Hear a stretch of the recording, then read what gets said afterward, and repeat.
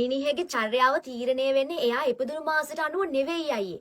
එයාගේ තාත්තා එයාගේ අම්මගේ බණ්ඩියට එයාව දාපු මාසෙට අනුව අයියේ. ඒ මොන විකාරයක්ද ඒ කියන්නේ? දැන් ජනවාරි ඉපදුණු කෙනෙක් එයාගේ අම්මගේ බණ්ඩියට එන්නේ අප්‍රේල් වලදී. ඉතින් අම්මයි තාත්තයි ජන ක්‍රීඩා කරලා ඔන්චිලි වාරන් කියලා රතිඤ්ඤ පත්තු වෙලා කැවුම් කොකිස් හදද්දි තමයි එයාව බඩට දාලා තියෙන්නේ. ඉතින් අයියේ ජනවාරි මාසේ ඉපදුණු කට්ටිය රතිඤ්ඤ මැද්දෙන් බඩට ආපු නිසා සද්ද දානවා වැඩි අනිත් අයට.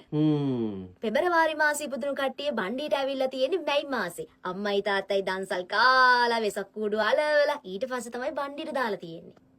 ඒ දන්සල් පුරුද්දට පෙබරවාරි ඉපදිච්ච කට්ටිය කොහෙන් හරි කමන්නේ නිකන් කන්න තමයි බලන් ඉන්නේ. ආයෙ කියන්නේ මාර්තු ඉපදිච්ච කට්ටිය බණ්ඩියට ඇවිල්ලා තියෙන ඊට කලින් අවුරුදු ජූනි මාසෙනේ. ඔව් අම්මයි තාත්තයි පොසොන් තොරන් සංදර්ශන බලලා තමයි බණ්ඩියට දාලා තියෙන්නේ. ඉතින් මාර්තු මාසේ ඉපදුණු කට්ටිය සංදර්ශන දානවා වැඩි. අප්‍රේල් මාසේ ඉපදුන කෙනෙක් බණ්ඩියට දාලා තියෙන්නේ කලින් අවුරුද්දේ ජූලි මාසෙනේ ඒ කියන්නේ. අප්‍රේල් මාසේ ඉපදුණු කෙනෙක් ජූලි 7යි මල කෙලියයි කියලා කියවෙන වැඩමයි කරන්නේ. ආයෙ කියන්නේ මැයි මාසෙ ඉපදිච්ච කෙනෙක් ඊට කලින් අවුරුද්දේ අගෝස්තු මාසෙ තමයි බණ්ඩියට ඇවිල්ලා තියෙන්නේ. අගෝස්තු ඉරිද දිග මෝසම තියේදී තමයි බණ්ඩියට ඇවිල්ලා තියෙන්නේ. ඒක නිසා මැයි ඉපදුණු කෙනෙක් හැමතිස්සෙම කැළබිලි සහගතව තමයි ඉන්නේ. ඒ කියන්නේ ජූනි මාසේ ඉපදුනා නම් කලින් අවුරුද්දේ සැප්තැම්බර් තමයි බඩට දාලා තියෙන්නේ නේ. සැප්තැම්බරුත් නිරිත දිග මෝසම්නේ අයියේ. ඒක නිසා ජූනි මාසේ ඉපදුණු කට්ටියත් කැළබිලි සහගතයි. ජූලි ඉපදෙනවා කියලා කියන්නේ බඩට ආවේ ඔක්තෝබරේ. ඔක්තෝබර් කියන්නේ වාසුලි තියෙන මාසය අයියේ.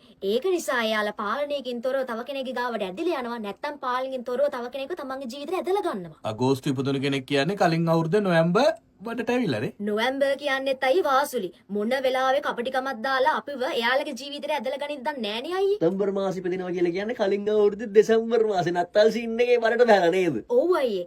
ඒගොල්ලෝ ගොඩාක් කැමති කූල් වයිබ් එකේ ඉන්න. ඔය ඔෆිස් එකේ හැමතිස්සෙම AC එක දාන්න කියන්නේ අන්න එයාලා. ඔක්තෝබර් ඉපදුනා කියලා කියන්නේ ජනවාරි මාසේ තමයි බඩට දාලා තියෙන්නේ. ජනවාරි මාසෙනේ. ඒ කියන්නේ අම්මයි තාත්තයි ගෙවල් සුද්ධ කරන මාසේ අලුත් අවුරුද්දනේ.